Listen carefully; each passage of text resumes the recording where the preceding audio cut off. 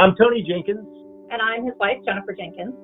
And we have franchise number 308 in Nashville, Tennessee.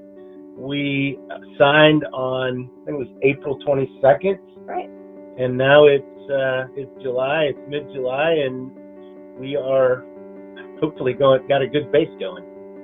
The one thing about this franchise that really appealed to us was that you didn't have a lot of the hassles of brick and mortar or staffing or hours or product and material and inventories, which is all things that we wouldn't know how to do. So that was going to be the scary part of anything that was a franchise that got us into a zone that we don't have any experience. But picking up the phone and selling and building relationships, that's his wheelhouse. So this made a lot of sense.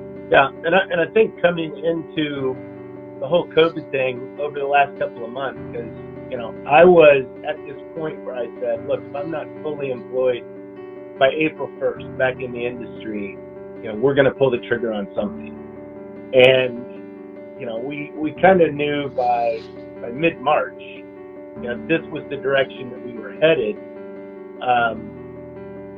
And the COVID thing didn't scare us at all. It was like, look, I'm going to push forward through this, and we're going to find a way to be successful no matter what.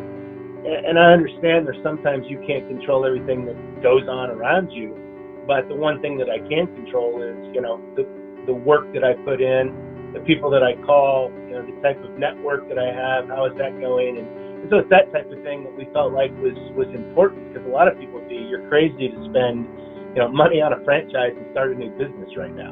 This is our last, maybe 15, 20 years of working before we want to just enjoy life.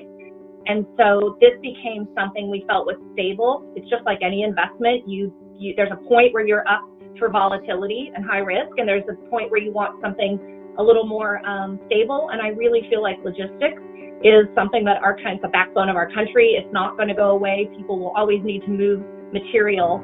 And so I don't want to call it recession-proof, but it's not going to be as impacted by some of the economic dynamics, and that was more secure for the kind of investment we.